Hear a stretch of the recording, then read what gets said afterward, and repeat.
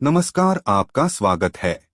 दोस्तों, जिस किसी ने इस मृत्यु लोक में जन्म लिया है उसे एक न एक दिन इसे छोड़कर जाना ही होता है और उसे अगले जन्म की प्राप्ति हो जाती है। लेकिन क्या हम ये समझ पाते हैं कि जो व्यक्ति इस जन्म में पुरुष था वो अगले जन्म में पुरुष ही बनेगा, या कोई स्त्री अपने पिछले जन्म में पुरुष थी और क्या कोई पुरुष अपने अगले जन्म में स्त्री बन सकता है? ये सवाल महत्वपूर्ण हैं। महाभारत में अंबा नाम की एक स्त्री अपने अगले जन्म में किन्नर होकर भीष्म पितामह की मृत्यु का कारण बनती है। जीवन चक्र हमेशा चलता रहता है। आप अभी जो हैं वह भले ही मृत्यु के बाद नहीं रहें, लेकिन आप नहीं होंगे ऐसा नहीं है, क्योंकि संसार के हर जीव में वह किसी न किसी रूप में हर युग हर समय में रहे हैं। यह अलग बात है कि आज आप मनुष्य हैं तो अगले जन्म में पशु हो सकते हैं। यह भी संभव है कि आपको अपने कर्मों के कारण कुछ समय तक अशरीर बनकर भटकना पड़े, यानी आप भूत प्रेत या पितर के रूप में मौजूद रहें। लेकिन यह क्रम कभी रुकता नहीं है। भगवान श्री कृष्ण ने अर्जुन को गीता में बताया भी है कि ऐसा कोई समय नहीं था जब मैं नहीं था या तुम नहीं थे।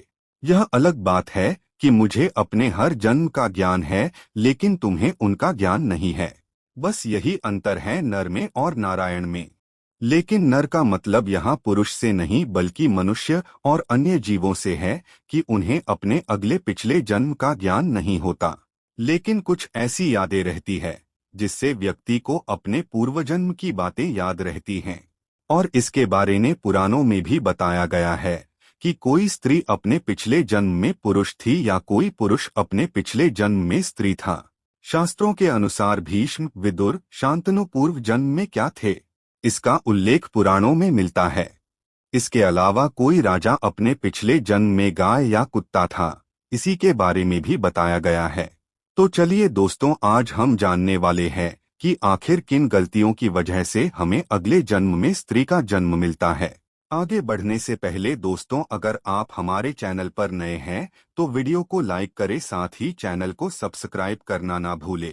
एक गरुड़ पुराण के अनुसार जब आत्मा को नया जन्म मिलता है तो जन्म पुरुष का हो या स्त्री का, आत्मा को उस शरीर के अनुरूप व्यवहार में ढलकर अपना कर्म करना होता है। शरीर के जरिए कर्म करके ही एक आत्मा अपने जन्म के उद्देश्य को सार्थक भी बना सकती है और निरर्थक भी। अच्छे कर्म करके आत्मा मुक्ति के मार्ग की ओर बढ़ती है और बुरे कर्म करके अपनी स्थिति को भविष्य में बदतर बना सकती है।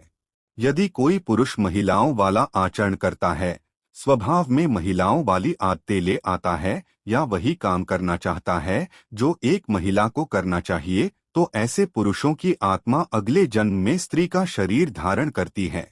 ठीक इसी तरह अगर कोई मनुष्य पशुओं के समान व्यवहार करता है, उन्हीं चीजों का सेवन करता है जिसका पशु सेवन करते हैं, तो ऐसे लोगों को निश्चित रूप से अगले जन्म में पशु बनना पड़ता है। इसके अलावा गरुड़ पुराण में बताया गया है कि मृत्यु के अंतिम समय में मनुष्य की आसक्ति जिस चीज की ओर होती है उसका अगला जन्म भी उसी पर निर्भर करता है। यदि कोई व्यक्ति मृत्यु के अंतिम क्षण में किसी स्त्री को याद करते हुए प्राण त्यागता है तो उसे अगले जन्म में स्त्री बनना पड़ता है। वहीं अगर वो अंतिम क्षण में परमेश्वर का नाम लेता है तो वो मुक्ति के मार्ग पर चला जाता है। यानी मृत्यु के अंतिम क्षण का विचार उसके अगले जन्म का आधार बनता है। इसीलिए शास्त्रों में कहा गया है कि मरते समय हमेशा राम का नाम लेना चाहिए। तो दोस्तों, ये थे वो कारण जिसकी वजह से मृत्यु के बाद व्यक्ति को स्त्री का जन्म मिलता है। उम्मीद करता हूँ आपको हमारी जानकारी पसंद आई होगी। आई है तो वीडियो को लाइक करें, कमेंट जय श्री कृष्ण, राधे राधे अवश्य लिखे, साथ ही चैनल को सब्सक्राइब करना ना भूले। धन्यवाद।